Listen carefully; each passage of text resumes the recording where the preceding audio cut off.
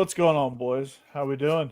It's SEC After Dark. It's Wednesday night. Back. You know what time it is. Let's Back see. better than ever. Doing well, doing fine, not so good, and down below they've got a weird betting line at Auburn that we're going to talk about in a few minutes. Yeah, it's the SEC. That's how it is this year. The 12-team playoff brought all the weirdness out. It's like a permanent full moon in the conference where it's just crazy stuff is happening left and right. You can't get a beat on it. Listen, everybody thought going up to this presidential election it was just going to be so toxic and everything was going around. The last 2 days have been fantastic. It has made that presidential election look like minor league. You've got Tennessee fans just like, but Kentucky. That's what they're saying over and over again. It's like, hey, would you like anything to go with that chocolate shake? But Kentucky. You know, that's their answer to absolutely everything. And everybody's being quiet about Notre Dame because they're like Northern Illinois, the number 7 team in the MAC, and then Texas hasn't beaten anybody. We're at the point where the number 3 team in the country, if they lose to A&M, might not even make the playoffs in a game in Kyle Field that they are undoubtedly going to struggle to win. This is fantastic, and thank you to college football for finally doing it. Yes, it's been great drama. Boise State is going to be the first G5 team into the playoff if they can hold on. With a bye. Yeah. Are they with a bye and get killed the second round. How'd they get the bye? They're ahead of BYU, who's the Big 12 champ. The Big 12 champ is the 12 seed right now. Mm-hmm. And that'll either be Arizona State or Colorado probably and actually in the playoffs. Probably. Yeah, I was going to say the Big 12 champ is going to get the automatic bye, right? No, it's the top 4 conference champions get the bye. So it can go to Boise State just as well as it can go to the Big 12 champ. Can y'all imagine how obnoxious Colorado fans are going to be in year 2 of Dion if they get in the playoffs? Oh, my God. Listen, this is the game that I want more than anything. I want it to be in Pasadena or the Sugar Bowl or wherever it is, but I want Colorado versus Ole Miss. The internet will break. Oh, please. That'd be great. That would The John, that whole week leading up to that game would be so much fun. That would be awesome. Too bad Dion's going to be already with the Cowboys at that point, but it's he'll leave when his kid does. Well, he's leaving this year. I don't know about Shiloh, gone. but Shadur is gone. He's drafted by the Cowboys. He's turning out to be the equivalent of the child actor parent. Mm-hmm. Who knew? Yeah. But it's not a bad coach either. Rick and Bonnie. Yeah, he's pretty good. But all of our lines tonight are with our picks. This has been an interesting picks year. But all our lines are presented by betonline.ag. If you want to bet it, betonline.ag has it, and they are the most trusted betting platform of all the betting platforms that you could bet on. So they have live odds. They have everything you could want from football, NBA, college basketball, NHL, UFC, and MMA, and everything in between. Mm-hmm. And they have an online casino as well. Excuse me. Woo. So head to betonline.ag to get in on the action with America's most trusted site for online wagering. BetOnline, the game starts here. By the way, starting this show, Hammer Becky said she's coming for you. I don't think she understands how picks works, but she said she's coming for you. I think I'm a little confused too because she's already got me. If you look at the standings, she might think this is golf rules. I don't know. Yeah. Oh my gosh, I've already conceded here. Yeah, you talk about an epic, this disastrous season for Hammer. I mean, yeah. Becky did say she was quick to point out that she does her picks first, so everybody can see what she does. So there's no excuse for anybody. Yeah. Yeah, we're copying her. I get it. Yeah. Okay. Yeah. So Becky can't claim a victory until she claims it on here. Well, she did win a few years ago. Yeah. I mean, we got this, we got the bowl specials, we got the playoffs and all of that. We still got several months to go. But I mean, I don't know how I jumped out like 3 spots over second place. I have no idea how I got there, but I did, apparently. Look who's second. Yeah. Three-way tie, right? No, No. Cassie's all alone in second. Oh, okay. Never mind. I'm just. You and Jeb's tied for third, and I'm Yeah, fourth. there we go. And Boston's tied for fourth. That's right. Okay. I just saw I thought for some reason I saw 63 times, but I didn't. Saw 6. Quit reading. We were good. Yeah. 6 something. I don't know. Yeah. Kind of All right. jumping in the middle there, though.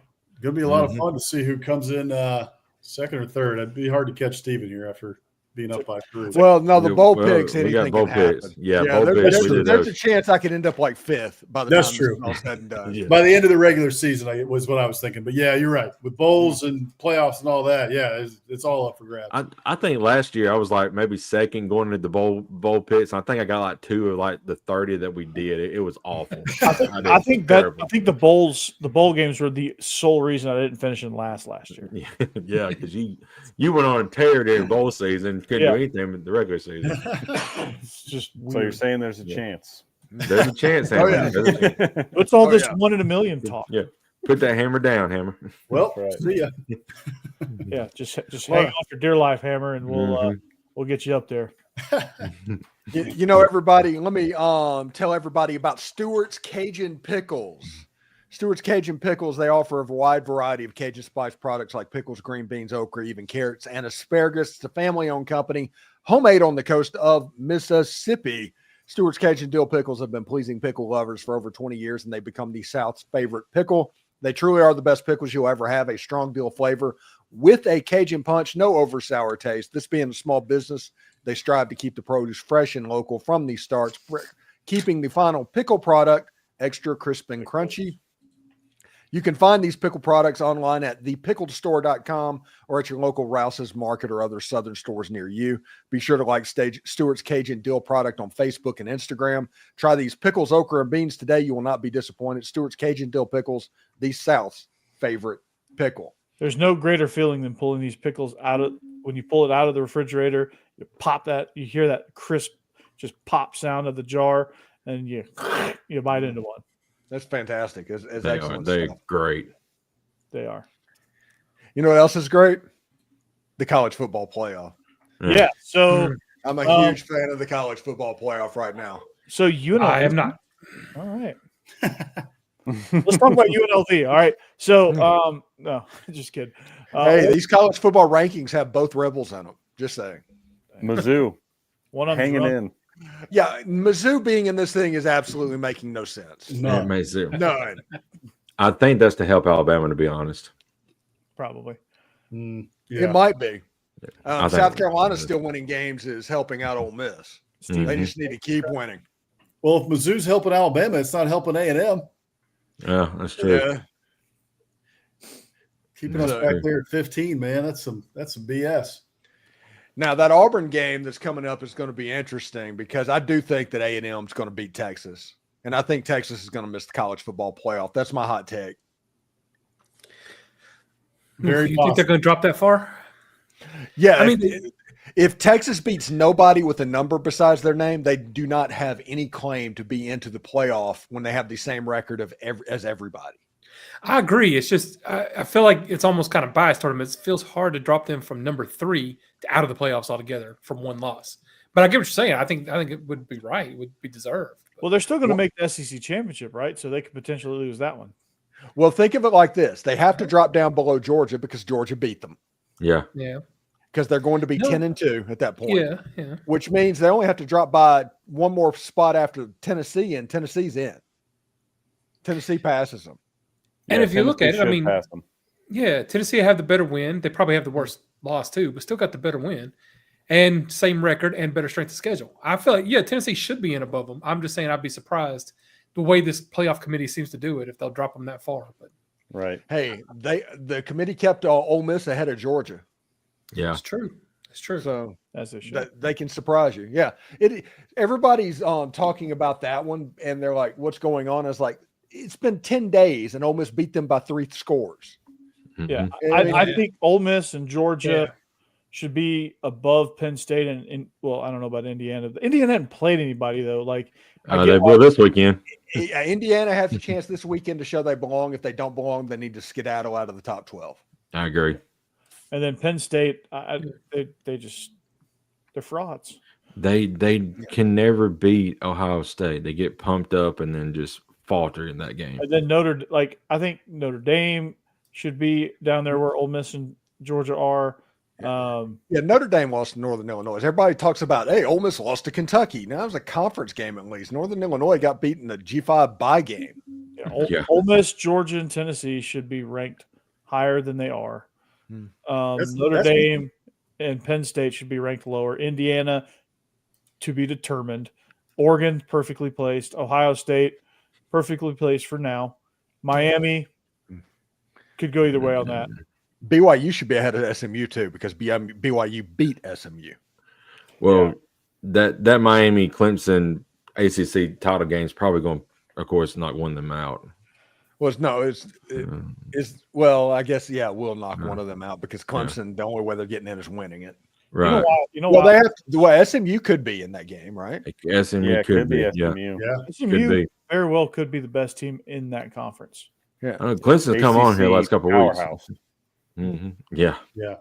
That's what's interesting to me is that you've got these teams though that there's no obvious elite team this year in the first year of the 12-team playoff, and there's obviously like everyone's strength of schedule is just kind of jumbled. It's like we can all point to one thing, right? Like, oh, well, Texas hadn't played anybody, so if they lose A&M, they should be out. And then you can point to Georgia. It's like, well, why do they have these losses? Then you can point to Ole Miss. Why do they got Kentucky loss? Like, put that back up, Steve. Everyone has, something on their resume that's a blemish, and everyone has something on their resume that you can point to and say, this is why they should be in. Yeah. I mean, so many teams are in it, but I don't like that Tennessee's sitting out. They're good. Well, Tennessee right now is exactly where they need to be. As long as they win games, they're going to make the playoff because 2 weeks of football still has to happen. Right. Yeah. And the way this season's gone, there's no telling what's going to happen in that 2 weeks. Yeah, first team out, they're going to end up traveling, but they're going to end up making the playoff. Yeah. Indiana's got to prove it this weekend, obviously. It's really hurt Texas that Michigan ended up not being good. Yeah. That's bad for Indiana too. Right? Yeah, that's right. Yeah, that is a quality win for Indiana, and it's not mentioned on Texas's resume. Yeah. Arkansas is listed as a bad loss on Tennessee's resume and an excellent win on Texas's resume. Yeah. I saw that. That's all they got. Yeah. They're not gonna mention Vandy as an excellent win, even though that's their best win. Texas's best win is Vanderbilt, and in 100 years prior to this, if you were on November 20th and your best win was Vanderbilt, you would be on your way to the Liberty Bowl. Yeah. And it was by 3. It's not even like they dominated them or pounded Vandy. It was a close game. Right. Yeah. They had their chances in the second quarter to pull away in that game, and they just didn't. They had chances because they had Vandy on the ropes and they let them off, and Vandy came back swinging and just ran out of gas. Alabama at Notre Dame though would feed families again. Meaning that it would set up a matchup between Dan Lanning and Alabama? Yes. Oh, no. I just think that millions upon millions of people would watch that football game. Are you saying millions and millions? and James Franklin facing Kirby Smart in the game. Oh, I want to see that one just for entertainment purposes. Yeah. Oh, yeah. Kirby Smart yelling across the sideline. Yeah, it's like, no, you don't want any of that. And then Ole Miss isn't going to play Indiana because Ohio State's going to beat Indiana, so they're not going to be in that spot to begin with. So who would that be? That means Alabama would go to Notre Dame in this scenario? Yes. Yeah. Oh, man. Yeah. That's the biggest thing that I love about the 12-team playoff. We can debate whether or not it's a good thing or not, but these home games, the on-campus games in the first round is going to be so much fun. Yeah, that's true. Yeah. Georgia going up to Happy Valley. I'm sure they're going to do a whiteout if that happened. And it'd be a big thing. That'd probably be the prime time playoff game and all of that. And then Georgia would go up there and win by 30. Yeah. Pretty much. Through 30 interceptions. Yeah. Well, I've seen Drew Aller up close and personal, and he wants no part of that Georgia defense. No, thankfully, because Carson Beck would get freaked out by the whiteout. And that's the other thing. Georgia gets past Penn State in this scenario, then they get Miami, who is, I think, fraudulent as well. Because they should have lost three games already this year. Mm-hmm. Yeah, and so they got by Virginia Tech on a review. Yeah, and better squeak by against California. California, I think, has faltered since then. Yeah, I don't know. I've kind of enjoyed watching Miami play this year, but you're right; they would get destroyed by Georgia. They're a lot of fun, but it's mostly because of Cam Ward. Cam Ward, and that's it. They don't have much around him. Yeah, no defense either. No. None. But how about Ohio State starting with BYU and then going to Boise State? That's another. That's unbelievable. Yeah. Well, that's kind of why BYU whipped their Charmin asses. But that's kind of why, Steve, I'm sure you talked about this, but the comments that Kiffin made about perhaps, winning the SEC and getting a bye doesn't necessarily mean you're in a better spot, because if you're in that 5 spot, BYU and Boise, like that sounds a lot better to me than, getting a bye and then getting to play Ole Miss, or getting a bye and then getting to play Georgia or Alabama, Mm-hmm. Yeah. And the other thing about it is these quarterfinal games are in the bowl games. Like the Texas game, Texas is guaranteed to be in the Sugar Bowl. The SEC champion has to play in the Sugar Bowl. So Ole Miss and Texas and New Orleans, if that game happened, there would be 200,000 people in that city. Yeah. Yeah. Georgia at Miami in the Orange Bowl. Of course, Georgia in the Orange Bowl back-to-back years. I get that. Oregon and Alabama in the Rose Bowl. Oh, man. Yeah, and then Boise State and Ohio State, I guess, was that the Fiesta Bowl, maybe? It'd be the Idaho Potato Bowl, right? Yeah. It might be Fiesta, yeah. If we're doing like home bowl games, right? Rick and Bonnie make a point too, man. SEC championship might mean the difference of not having to go up north and play in the cold. True. Yeah, and that is absolutely true. But thanks to global warming, how much of an effect is that really? There's a chance you could be playing up in Happy Valley and it's 55 degrees on December 20th. Steve, you're trying to drag us into all these political debates tonight. Yeah, I'm going off the rails. Yeah, we're off the rails. We're off the rails. Okay. Oh, We're off the God. rails. But I loved all the vitriol, especially from like the Tennessee fans and the Texas fans and everybody trying to point out there's like preemptive outrage happening. There's still 3 weeks of football left to go. None of this is set in stone, but everybody is getting their outrage ready and their talking points ready. So when and if they do get left out, they're ready to throw everything out full throttle. If Texas gets left out for the playoffs, you're going to hear about Ole Miss and Kentucky. Tennessee gets left out, the same thing. But the thing that none of them is going to talk about is Texas and Tennessee. They're not going to talk about the fact that they could not beat Georgia, could not be close to Georgia, and then Ole Miss beat them by 3 scores. You'll never hear them talk about wins, but they will selectively pick their bullet points that they can think they can win at, and they just yell at it. And right now, everybody is yelling this stuff, and the small conferences are going at the SEC. The Big Ten's going at the SEC. The SEC's going at the Big Ten. Oh, this is fantastic. I love this, and I just want to thank everybody. It's just a parody that's so odd because there was no in our minds, there was no way at the beginning of the season, if we go 10-2, this would even be a conversation of getting left out of the playoffs. I mean, if you go 10-2 in the SEC, you should definitely be in. But this year, this has just been a wild year. And I hope this is kind of the way it is moving forward for a while, honestly, with all the NIL and the portal moving around. There will be, because players will be spread out more. There won't be won't be any schools like Ohio State, Georgia, Alabama, Texas building those three and four deeps of like 5-star players. Like those 3rd and 4th level guys, if they don't play right away, bye-bye. Yeah. They're going to Indiana. They're going to Boise. They're going to BYU. SMU. They're going to Ole Miss. They're going you to. Have to they're going bench to your quarterback because he's having a couple bad games. Yeah, they're going to transfer away. They're going to wherever. It's crazy. Like, yeah, that's been a wild unintended consequence of the NIL era. Is I originally thought that it was going to make the rich richer, and in some ways it has, but for the most part, it's actually been kind of the opposite. Where, like you said, it's tougher to keep depth because these kids are ready to go, and it's made some teams like a Bowling Green, or some of these teams the mid levels. I knew as soon as they expanded, boss man, that it would increase parity with the transfer portal and NIL because you can recruit to the playoff now. More, you have 20 teams in this ranking system that can legitimately say they are still alive today for the playoffs, and they can recruit to that, and they can also sell portal guys, and then it's also led the way to expanding your staffs. Now the new rule of unlimited guys can coach on game days, which they probably still coaching on practice days too, even though it's technically illegal, but they don't care. Nobody's enforcing that. So you have these bigger staffs that now you have a staff dedicated to the portal. It's like the pro scouting department in the NFL, where you're scouting the free agent market and stuff like that. And then you have your high school recruiting department, which is like the college scouting report department in the NFL. So you have all these different branches, and now you have more eyes out there on the portal and more eyes out there on high school, and the teams that can balance those things are doing well. That's true.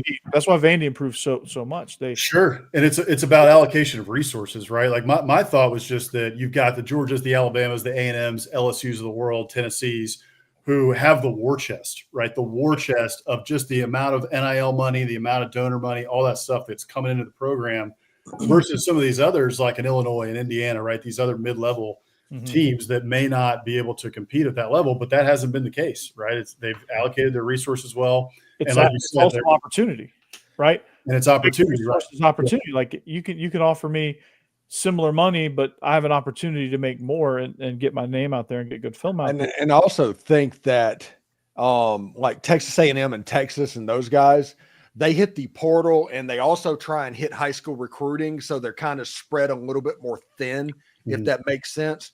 Places like Ole Miss, they are all in on the transfer portal. They make up that money in the transfer portal and they do the best they can in high school recruiting. Indiana's doing that. Oregon is doing that. Colorado. And you can see that they're using that as a different way to build your roster. So you have the traditional blue bloods on one side, and almost all of them that do this in a traditional way, they've taken a step back this year. And the transfer portal is kind of moving up towards the front. And I do think that is interesting. And like I said, this is a proof of concept year for Lane Kiffin, Kurt Signetti, Deion Sanders. If they all end up in the playoff, you're going to see Oklahoma State do it next year, Texas Tech, NC State. All of these second-tier mid-level programs are all going to say, okay, we can get to the championship like them if we just focus on the transfer portal. Forget this 3-star out of Asheville, North Carolina. Let's go and find this defensive lineman that's really showing out in the MAC right now and drop our money and resources on him. Which means the trickle-down effect now is – now FCS comes into play. All the high schoolers go to FCS and G5, or most of them. The superstars will end up where they end up always. But high 4 or 5 high 3 stars. These 3 stars that Indiana is usually recruiting, these 3 stars that Vandy's usually recruiting, are going to end up at North Dakota State, Eastern Washington, Toledo, Kennesaw State, and then they get portaled. And so it's a cycle. Yeah. And then they'll portal into wherever. But Bossman, your point, then if it really the focus strongly becomes on the portal, then again you feel like it would be the bigger schools with the more money that would be the ones dominating the portal transfers. So maybe schools like Vanderbilt and some of these that normally recruit the 3-stars will still focus more on high school and focus on trying to keep those players and have more of a developmental league, where big schools will just go for the best they can find in the portal. Because if Texas or Texas A&M or Tennessee or Georgia just decides that they're going to get a player, you're going to have a hard time outbidding those schools for that player. Yeah, exactly. So you're going to. It's going to be really weird, but likes you and decides to go with you, which. Yeah, it's not many lifelong Ole Miss fans popping up that you can count. That's the number 3 player in the country. Yeah, well, there's not many of those. What needs to happen for these. I don't want to say lesser schools. That's not fair. But like these schools with lesser war chests, like they need to have an evaluator, an elite evaluator. Like for Vandy, for example, they hired a guy, and I think they hired him in December. His name's Harding Harper to lead their. I thought it's like, whoa, my name's Barton. Yeah, we already had him. No, they hired this guy, Harding Harper. He played at Vandy, so he knows whatever. But he was able to pull probably one of the best defensive players. If you evaluate it now, he's become one of the best defensive players to come out of the portal for this season. one of them, not the best, just among the best. His name's Randon Fontenette. He came from TCU. Vandy was able to pull him. Nobody really was on him. Now, apparently, a bunch of SEC schools are calling Randon Fontenette to come play for them. He's like a box safety, kind of like a I don't know what the proper comp is, but he's kind of like that bigger box safety that plays down closer to the line of scrimmage. Yeah. I'll be back in a minute. Oh, go ahead. Yeah. We need that Peyton Manning sign where it says BRB. Yeah. Yeah. Yeah, we do. So like those type of things for the portal are how you can gain an advantage of like evaluating guys that like, hey, nobody's on this safety from Northern Illinois. Mhm. Okay, well, hey, somebody at Mississippi State scouted him. They gave him an opportunity. Boom! Now he's all conference. Nobody knew about him. Right. A&M's done a lot of that too this year. I mean, you look up and down what Elko did in the transfer portal. We got, I don't know, 22 transfers or something ridiculous in the offseason. We've got like a kid like Cassius Howell who's on the defensive line who came from Bowling Green. He's had a really solid, productive year. A couple of kids in the secondary one kid came from like Cal Poly. We've got a kid from Central Michigan. So yeah, I think like to your point, Corey, like those kids are portaling up, and it's just going to be a cycle with these like high 3-stars that overperform or perform to a level that they can get up to the SEC. The other thing I think is going to be interesting is like you said, this is a proof of concept here, right, Steven, for teams like Ole Miss, for Colorado. Over the next few years, I'm really interested to see, because college football is such a culture sport, right? Like, can you keep a locker room together? And Lane Kiffin has done a wonderful job. He's done a great job of that this year after a couple of early losses for Ole Miss, keeping a team full of transfers together. And like, what do different programs start doing over the next couple of years, and how do coaches balance that in order to keep a lot of transfers and those kids together in locker rooms and still have a culture when you don't have kids in the program, or most of the kids in the program, for 3 to 4 years. Yeah, I do think that these transfer portal heavy schools, they're going to be really big on signing multi-year quarterbacks. Mm-hmm. They need somebody in their system, because you've seen over and over, when you sign a one and done at quarterback, it's problematic.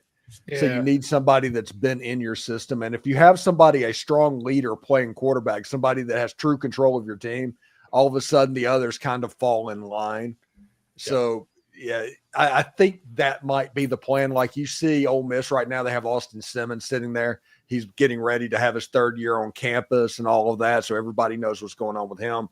I think leadership-wise, they've almost figured that out, and they're just bringing in the transfer portal skill players around him. Yeah. Also, like when coach changes, like with the portal, it's so easy to follow with coach. Like like New Mexico State, they followed their entire staff out. Yeah. But like, it's you're going to see that too. Like, you're going to see some bridge players come with these coaches to kind of help with the culture when they have coaching changes, even when they have assistant coaching changes, and not necessarily a change at the top. We have a bridge club right down the street. Are you in it? There's a building for it. It has no windows, though. It's kind of like, what is that, Jehovah's Witness? Like a Kingdom Hall that has no windows? Yeah.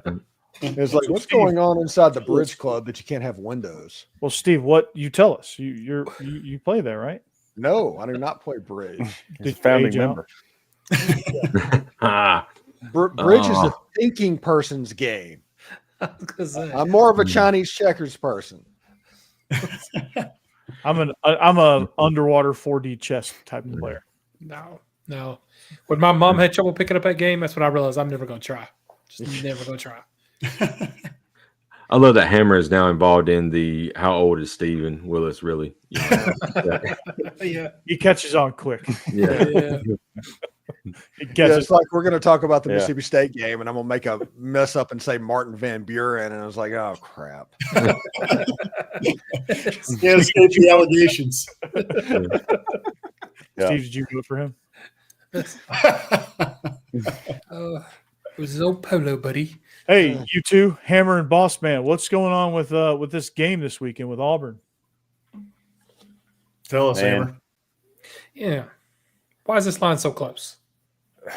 Well, I think it's close because it's kind of what we talked about all year with Auburn. Like, they're not good, but they are But they're competitive good. until they turn the ball over. Yeah. Yeah. So Yeah. like They're good until they're if not. if Auburn plays a clean game, I think it'll be very, very close. And I think too, I mean, with A&M, we really haven't seen like their whatever they're sitting at now, 8-2. The only game that they really, really like pulled away in was Missouri, at least against a conference opponent or a good team. So I think they just look at it as like A&M's offense is not that explosive. Auburn's defense is pretty solid. You still, Marcel Reed has looked pretty good, but he's still a freshman quarterback going on the road at night. And Jordan-Hare is a weird place at night. That's a weird place. Yeah. And even if the spread was like 7 or something, as an Aggie, I would still be very worried about this game because it should be 7. You got Texas next week. Auburn is, and we're still due for the Hugh Freeze game, right? We've been talking about it all year, where Hugh Freeze comes out of nowhere and that'd be the Alabama game, pulls off the upset, or at least keeps it close. We haven't really seen it, so I'm pretty worried about it for sure. I mean, anytime you go on the road at night, it's worrisome. Mike Elko had like the ultimate Freudian slip this week. Yeah, where he's sitting there at his press conference like, I don't care. All of our attention is on Texas. I mean, Auburn. Yep. Whoever we're playing, we don't. Who cares? Yeah, that was, I'm serious. Very funny. I don't care what the line is. I'm taking Texas A&M next week. It doesn't. I'm gonna let everybody know my picks right now. I'm taking Texas A&M in that game. This week, I'm probably taking Auburn because this is the reason why. 2 weeks ago, the line points was not moving. It did not move. There was 90% of the bets on Georgia. They were inviting Georgia to come in. They refused to move the lines as the kickoff got closer. They shifted the line even down a little bit further to take extra money. Ole Miss won that game by 3 scores.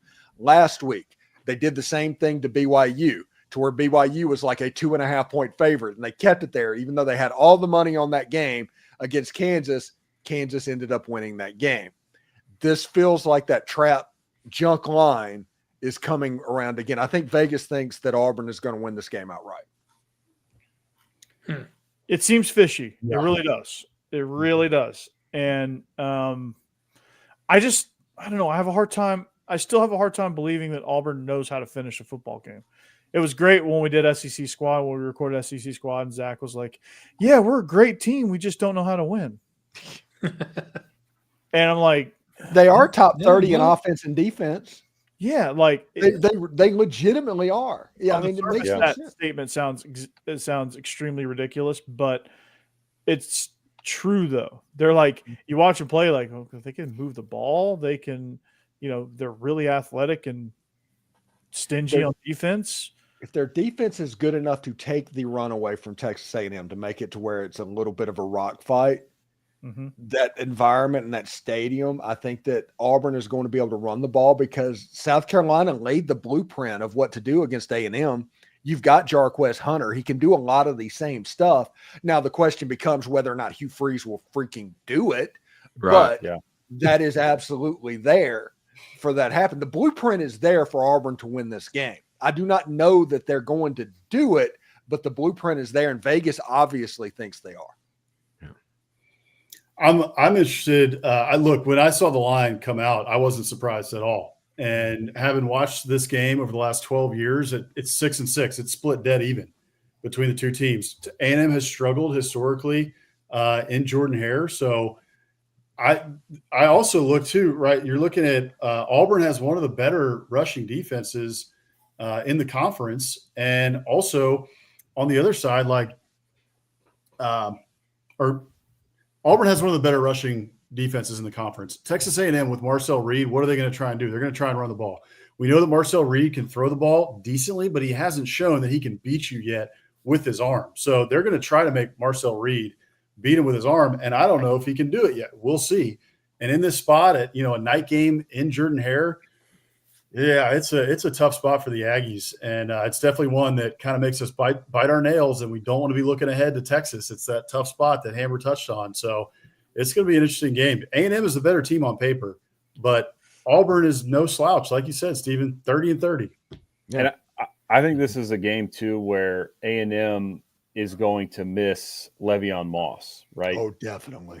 This is a game where you need somebody like that who can be physical. And, Amari Daniels is a decent back and Emmitt Smith's kid is okay. But in a game like this where it's going to be physical and you're going to try to run the football, it helps to have somebody like that who just, was running the ball really effectively. So that worries me, as well, not having the lead back.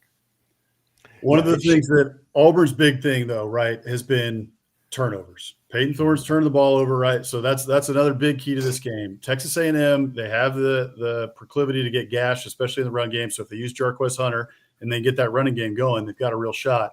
But A&M I just looked it up, they've got 11 interceptions on the year. Auburn has thrown 10 interceptions on the year. So that is going to be a big key. If Auburn can protect the ball, they've got a real shot in this game. But if A&M can turn them over a couple times, they don't have a chance. Yeah. The team that is more successful in the red zone is going to win this football game. Yeah. No doubt.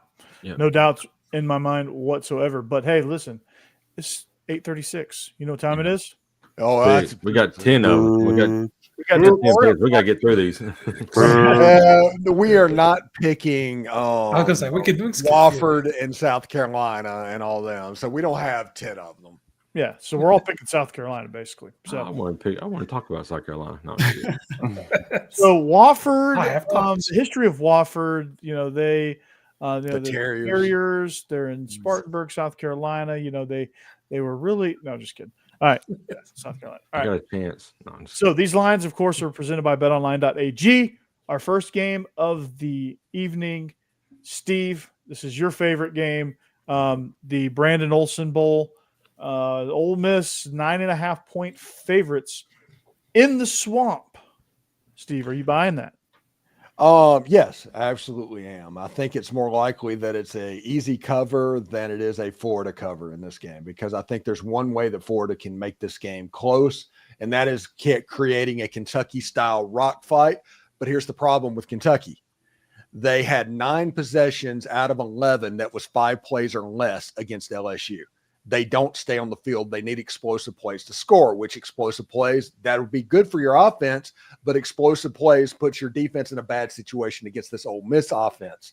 So I think that if it gets into a shootout, Ole Miss is going to pull away, and I just don't think that Florida can play the rock fight type game that Kentucky was able to earlier in the season. I think Ole Miss wins this game about 31-17.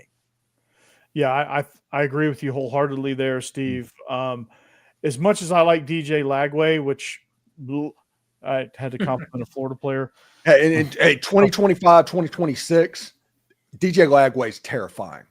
Absolutely terrifying. 2025, 2024, though, you can still fool him. He doesn't throw in between the hash marks in the middle of the field that much.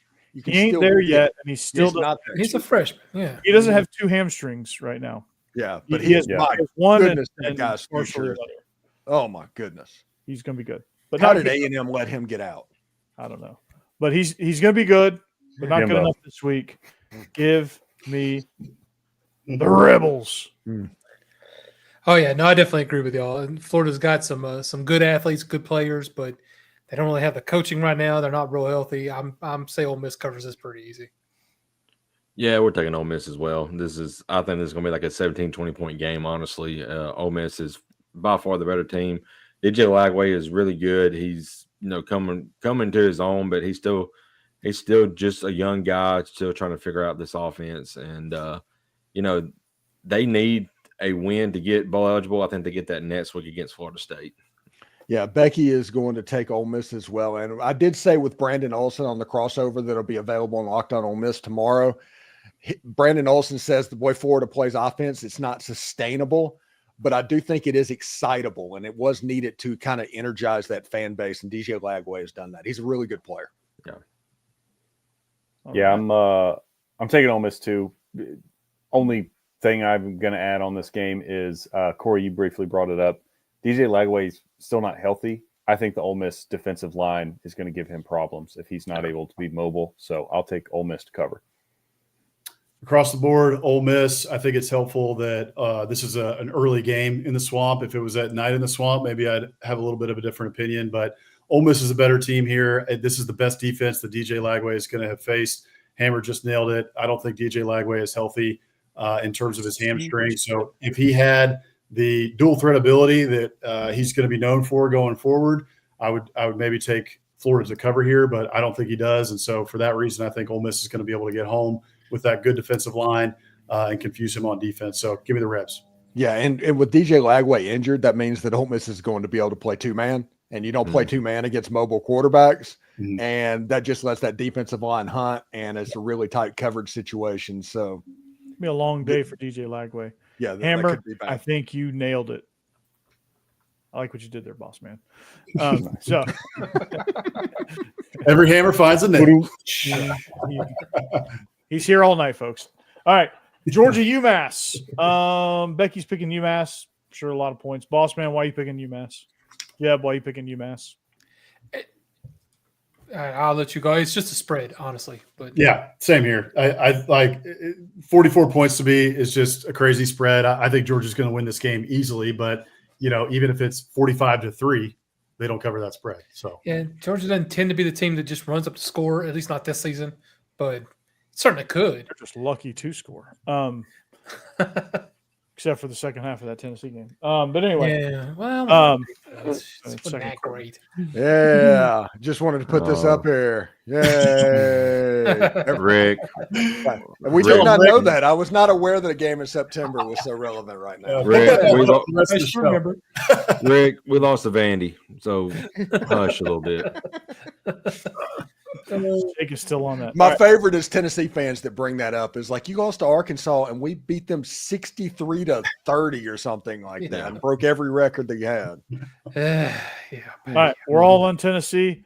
Boss man, I assume you're just UTEP because it's point spread. Same. Yep, exactly. And with Tennessee's offense, I'm still just like I don't see it. A spread like that, I would want to see Tennessee's offense humming, and they're just not. Becky's taking him, I guess, Scotty Waldron, former Austin P coach. Maybe. I don't know. No. Let's go, Gov. I'm sure that's what she was thinking. Yeah. I think that's definitely the way her mind works. I think she thought it was Austin P, maybe. I don't know. All right, anyway. No, she knew it was an Austin P coach. She knew that because I mentioned that earlier this week. No. Becky, I still want you to come on at least 1 week and do picks with us, maybe for some bowl games. All right, Auburn hosting Texas A&M. A&M 2.5-point favorite, so it is essentially a pick 'em, Steve. Yeah, it absolutely is. Now, the advantage that might happen, I did say that success in the red zone is going to be key, and a lot of that has to do with Auburn has had trouble kicking field goals from time to time. Mm-hmm. So if it gets into a field goal kicking competition, I advantage A&M. But I do think Auburn's going to win this game just because of that line, that trap they put out the last couple of weeks. I'm not going to go against it. I want to see if Vegas actually knows something or if they're just baiting money and wanting to pay a lot of Texas A&M bettors. All right. Yeah, I'm taking Texas A&M here. This line is extremely strange, but I just don't believe Auburn's going to finish it like they haven't finished any other game. So give me A&M. Yeah, I get what you're saying about Vegas, and they've been kind of right this season, so it's hard to pick against them. A&M's just a better team than Auburn, and by good long shot. I don't understand why it's this close. They really? I understand things can get crazy at the end of the season, and Auburn, you just never know. But I'm not going to pick on what might happen. I'm just telling you what I think when I look at the two teams, and that's A&M's better. So I'm picking them to cover. Cassie's actually taking Auburn, I guess, because she's a homer. Yeah, and I'm actually going with A&M, and the reason being is because I hate Auburn. But anyway, the truth of the matter is, look at I go back to the Oklahoma game. Auburn had a lead late in that game and still blew it. I think it was like a 10-point lead, 11-point lead, something like that, and they still lost. Corey mentioned it; they just can't finish games, and Steven mentioned earlier, they do not use Jacquez Hunter like they need to. So if he gets 25 touches this game, it's going to be tough for A&M. But I see him getting like 15 like he has all season. So give me A&M. A&M desperately needs to front run in this game. They cannot let that crowd Jordan-Hare go crazy. Yep. Becky is taking A&M. Oh, okay. There you go. Him. I'm going with the homer pick here too. I'm picking A&M. Yeah, I think it's going to be a close, competitive game.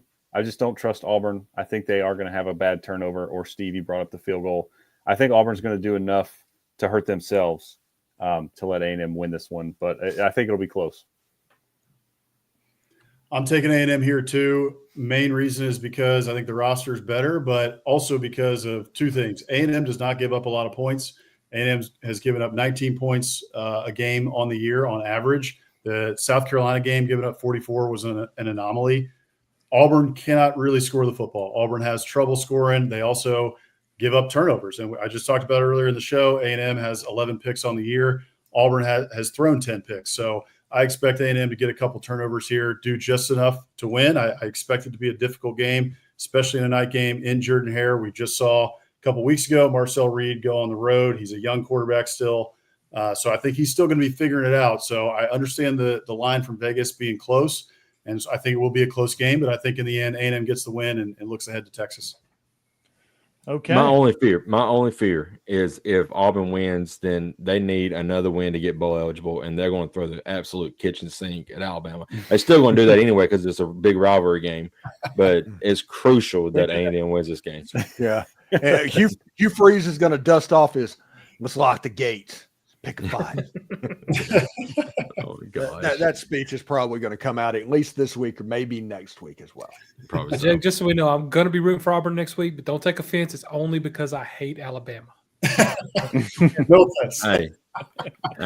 Hey, Jeb. I mean, I understand. I hate Tennessee, but I still drafted with I still drafted with you a little bit, but unfortunately, you let me down last week. Listen to this. This is real too. In that Iron Bowl, I'd be rooting for Auburn as well because at that point, if Ole Miss wins both of their games, it's for a home playoff game potentially. Right. So Yeah. And honestly, Alabama's got to win out to get in the playoffs. I feel like there's a lot more pressure on them.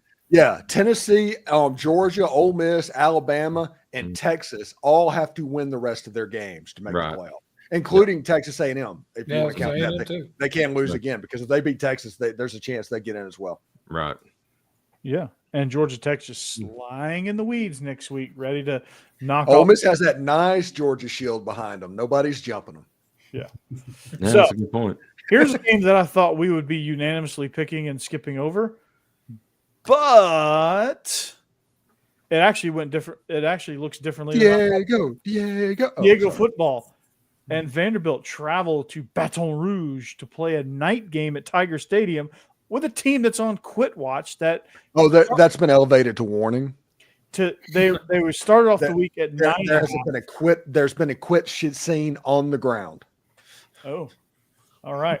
Well, that line has dropped 2 points since the beginning of the week. Now LSU is only favored by 7.5. Steve, the LSU had a players only meeting. Everybody, so don't worry. The last 3 losses in a row, they've settled that down. They've got that figured out. Now they're wearing those terrible gold jerseys. They're going to look like they did in like the 1995 Independence Bowl or whatever they are. They're gold jerseys. They're going to look awful, and all the LSU fans are going to be really ticked off when Vanderbilt beats them. So give me the Commodores outright. That's a straight up win. I don't even care about the spread. Nice. Yeah, I am. I'm with you there, Steve. And the only concern I have is that Diego Pavia is still a little banged up. He's tough as nails. He's going to give it a go. But my only concern, and I've talked about it on my show, and I'm going to continue to talk about it, is if this is the point of the season where they have to go 2-quarterback system and to see if Nate Johnson can actually run the offense, because Diego Pavia, if he's ineffective due to being beat up that badly, then they're going to have to figure out ways to do it. Now, none of that's going to matter because LSU's quit, and I'm still taking Vandy. I'm still riding with Vandy. I'll take an 80% Diego Pavia any day of the week. Homer. Well, I am too a little bit, but I agree with you. I like Vandy. Vandy in this game. I think LSU, they're obviously on a downward spiral here, and I think Vandy is going to end up with 7 wins, and I don't want their 7th win to be next week, so I'm rooting for them to get it this week. I'm going to take them to win. So they're Oh going to my get 8 wins total. Well, Can 8 you, wins with their can you goal. imagine? Not Can you for Tennessee. imagine next week with Tennessee needing to win to make the playoffs in a game and Yeah. not Nashville? Oh my god! Yeah. Mhm. Honestly, I'm glad Vandy's already bowl eligible. You know what's funny about Vandy? Clark Lee said this, and it's like everyone's always thinking it, but he finally said it. He goes, "Yeah, we're gonna pump some crowd noise in, but it's Vanderbilt, so we're used to crowd noise all the time." Yeah. Oh my gosh. I was like, "You're exactly right." That's so sad, but you're exactly right. Oh man. Yeah. All right. So the reason I'm picking LSU is if you look at the stands, I have nothing to lose, everything to gain. All y'all's picking Vandy. So I'm going against the grain here, picking LSU. It is not. Garrett Nussmeyer has not looked really good in the last couple of weeks. I figure he will get it going against Vandy a little bit better. And I think, if they're not on quit watch, and that's the biggest thing, quit warning now. But if it all depends on how this LSU team comes out and fights. And, if they still have some fight left in them, then I think they win this game. If they don't, you seriously got to think about, Freeze being Hugh Freeze. I wish he was on hot seat, but but on a hot Brian seat. Kelly? So Brian Kelly could be on a hot seat. You okay, Jack? Yeah, I just had a mini stroke. Okay. Becky is going to take the Vanderbilt Commodores. And Cassie's taking Vandy. Anchor. Yeah. I'm taking Vandy too. I think it's a bad matchup for LSU. Their defense, they can't really stop the run. Definitely can't stop a quarterback that can run. What Vandy does with that, kind of veer and shoot option style system, I think they're going to put LSU in a lot of uncomfortable positions defensively, and I do not trust LSU to make the plays. So I'll go with Vandy definitely to cover a 7.5 point spread. Yeah, if Vandy gets an early lead and jumps on LSU, they're going to fold like a Walmart lawn chair. The stadium will empty out. Mm-hmm.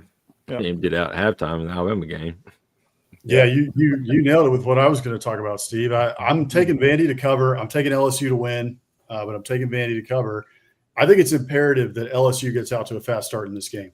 They need to get up 10-0. They need to get up 14-3, and then just be able to kind of cruise from there and hold that lead. If we're looking at like a 10-10 situation at halftime, the booze and water bottles that are going to be raining down in Tiger Stadium, it could get really ugly. Like the LSU fan base right now, it'll be a Texas situation. They're going to be ticked. So it's imperative that LSU keeps that crowd behind them and that they get out to a fast start, because the other thing that we all know what Vandy's going to try and do, they're going to try and drag them down into a rock fight and just run the ball and play time of possession, play ball control.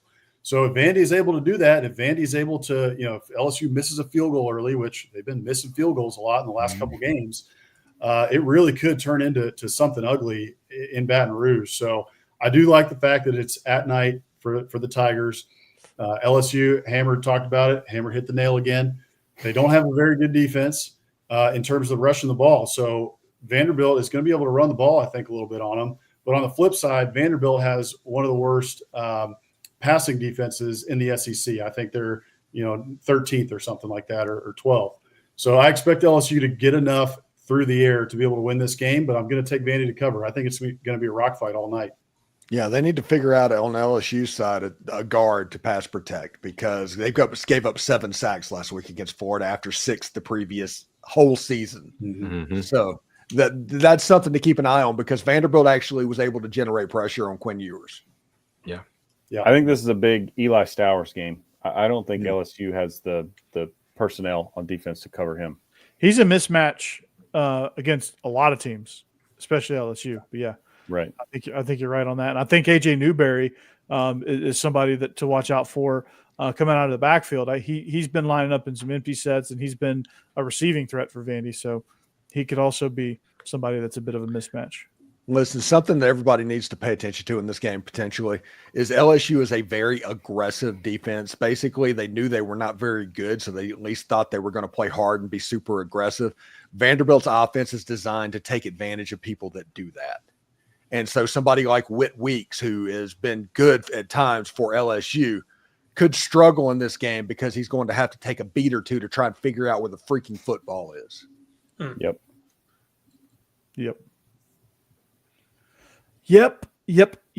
All right. So our next game is this.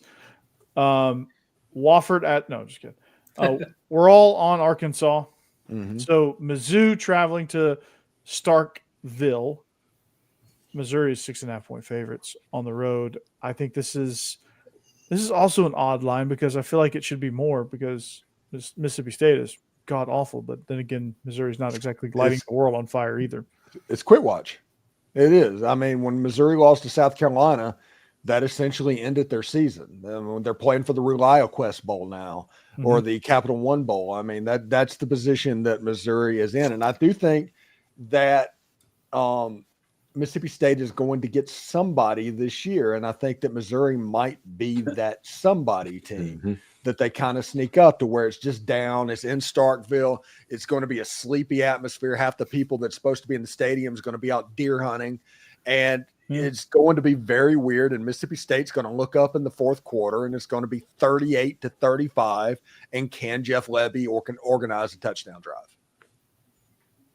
And I think he can. You know, the president has really good policies on which receivers he wants to throw to, and you know how he's gonna manufacture open routes, and they're with the. Okay, never mind. All right, so I tried. It was worth an effort. I'm going to take Mizzou just because. Well, I don't know. This could torpedo my picks, but I'm going to take Mizzou here. I don't know that Mississippi State can handle Luther Burden. They might be on quit watch, but I don't know. Something just there is no defense for Mississippi State. There's none. Something tells me that Missouri's just going to have their way. Yeah, I think there's a chance that Missouri runs stretch play after stretch play and completely blows Mississippi State out of the building. And I think that's going to happen. That's my call. Yeah, and I'm going to agree with you, Corey. But I mean, you're right. This is kind of like with Auburn earlier. Mississippi State could just step up, have a huge game, but Missouri is a better team. Would hope Drinkwitz is a better coach than to let them just quit at this point, considering they're 7-3 and they're still looking at 8 or 9 wins this season. I really hope that they play for that, or otherwise it's going to shake my whole belief in this playoff system. If not getting into the playoffs means you're just done and not even going to try anymore. But that may be where we're headed in college football. That's a whole nother conversation we can have at a different time. But I'm going to hope that Missouri holds it together and actually plays up to their ability. And if they do, they're going to beat Mississippi State. So I'm picking Missouri. I think it all hinges on how healthy Brady Cook is. And on this, I don't really think he's really, really that healthy right now. And I'm taking Mississippi State. I think, like Steve said, they've been playing well. At times they're going to get one of these games, and this is the game that they could possibly get. So give me Mississippi State. Cassie's taking Missouri. Becky is taking Harry S. Truman the Tiger to take down Martin Van Buren. Love it. I'm on Mississippi State here. I just think it's a tough spot for Missouri. Going on the road last week, losing a heartbreaker to South Carolina, turning around, going on the road again. Steve, you mentioned it's going to be a weird environment in Starkville, and Mississippi State's coming off a bye. So I don't know if they can win it outright, but I do think they will keep it closer than 6.5. So give me the Bulldogs. If Hammer's, I got to change my pick now since Hammer's picking Mississippi State. I'm just kidding. Don't worry, Hammer. He said the same. I wouldn't blame you.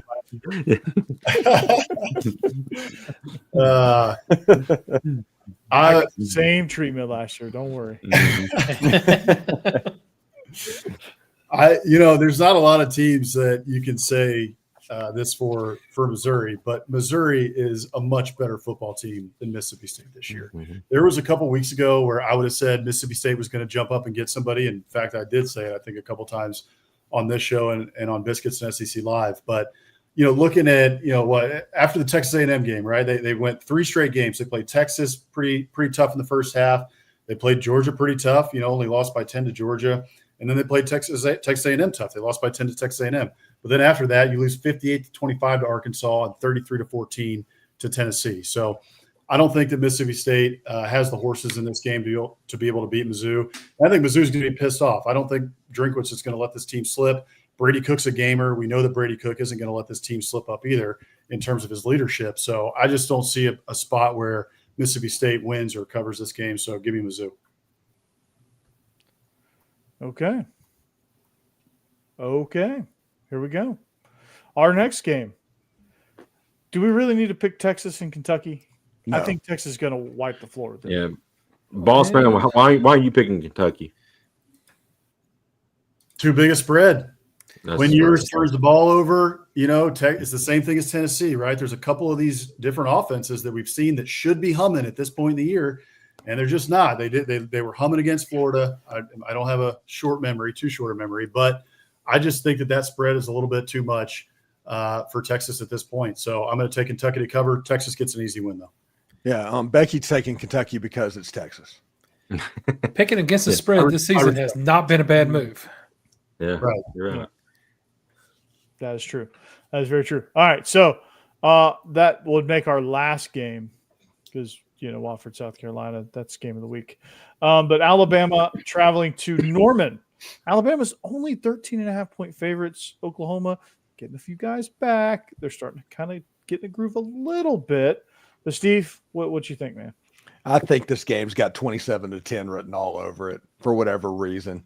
This is going to be a weird first half game. The Alabama's going to pull away at the end of the game because they have more depth and they get the win against the Oklahoma Sooners. And Oklahoma fans, they had a rough first year in the Southeastern Conference. Yeah, it's been a rough go. I think I just don't buy that this spread's only 13.5. This is I think a fairly easy pick to pick Alabama. Yeah, I'm going with that too. I feel like Alabama is fighting for standing here in the playoffs, wanting to make sure they make the best impression they can.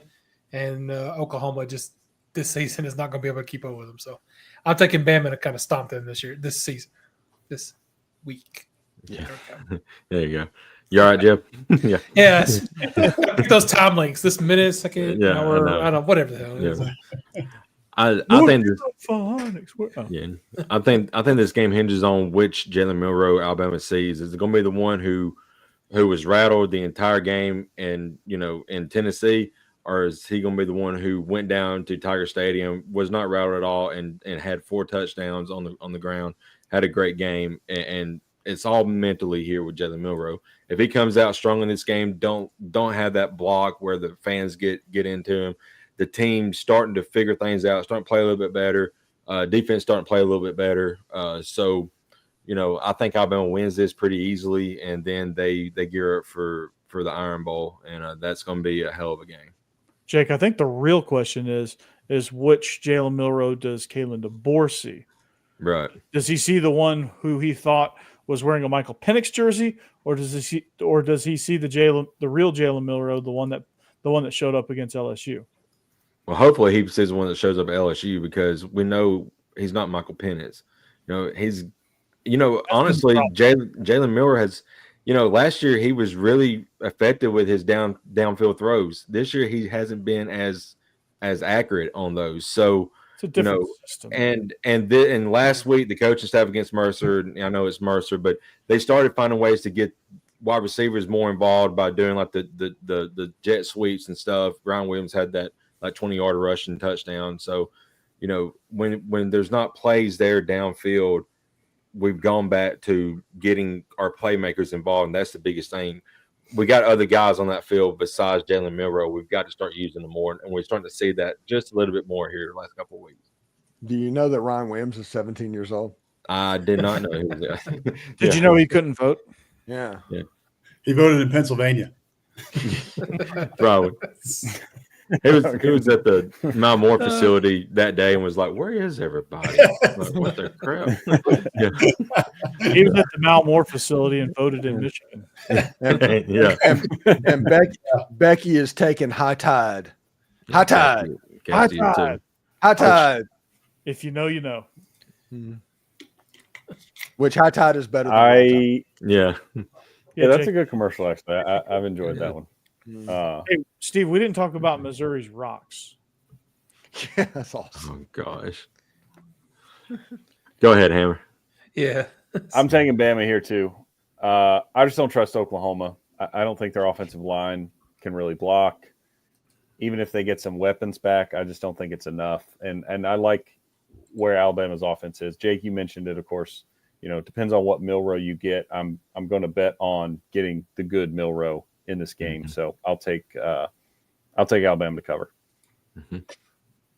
Boomer Sooner. For three reasons. The first is I need to keep picking up games on you guys, and I see Alabama all across that line. So I'm taking Oklahoma to cover the spread here so I can pick up a game. And there's two other reasons that I'm taking Oklahoma to cover here. I think Alabama wins the game, but I can see this being like a 30-20 type of game.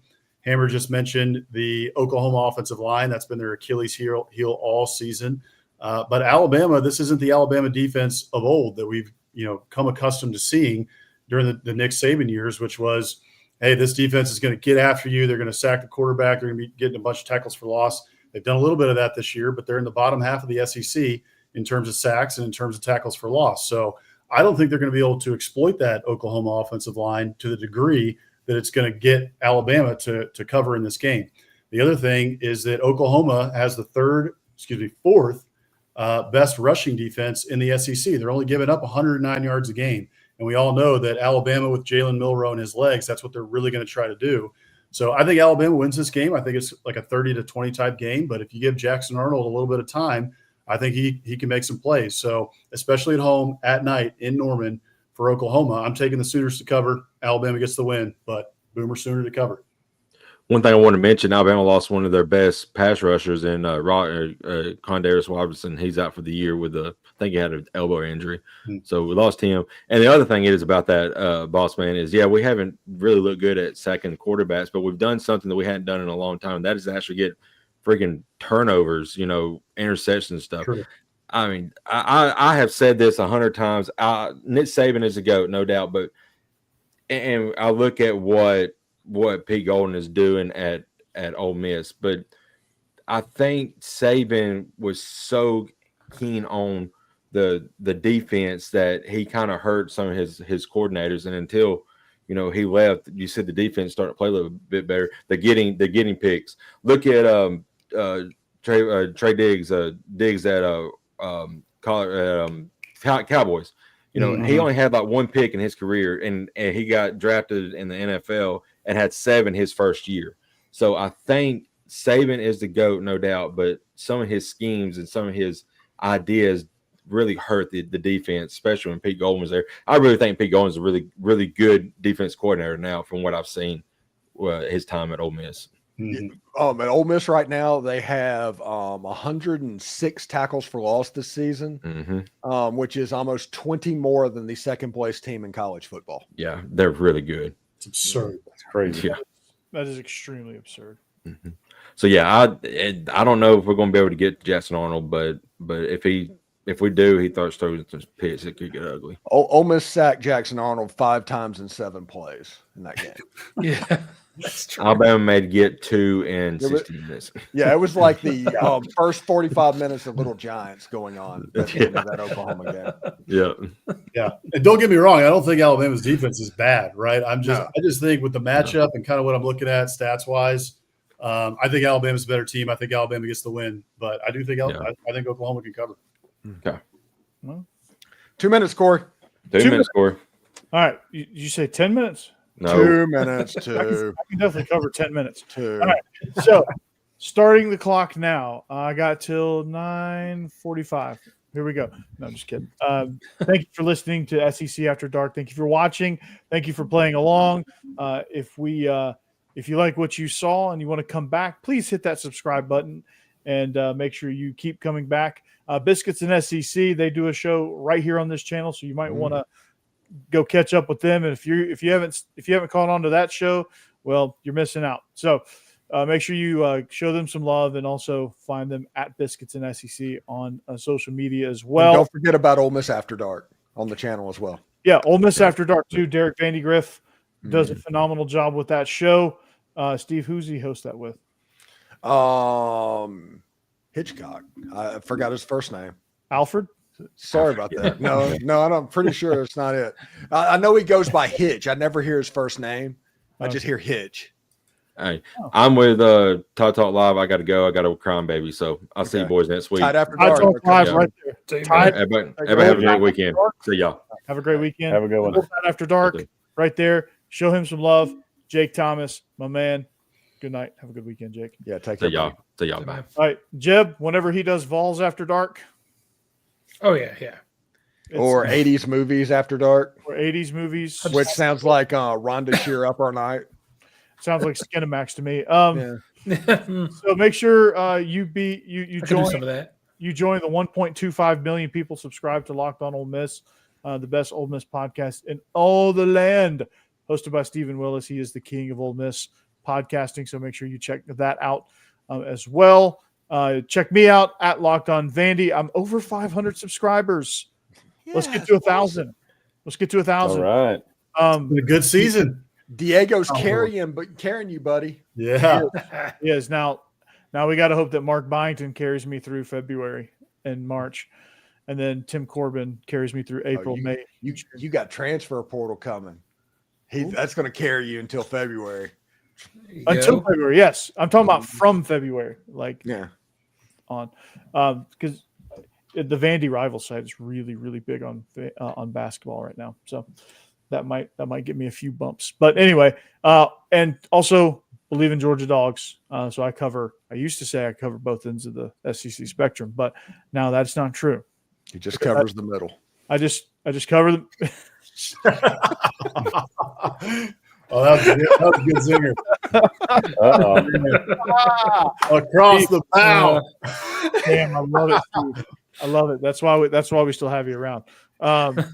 Stuck in the middle with you, Steve. Right behind me. Stuck in the middle with you. So anyway, that's all we got.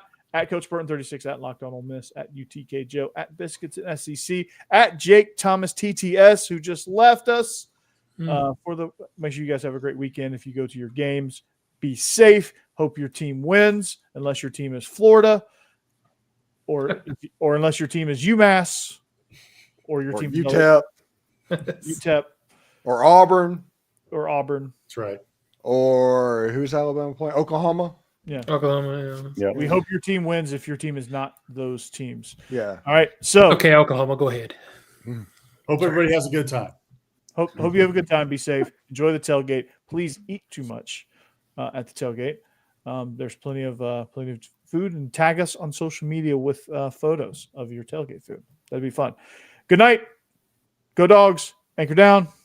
Toddy toddy. Go High Vols. tide. Dig 'em. High tide.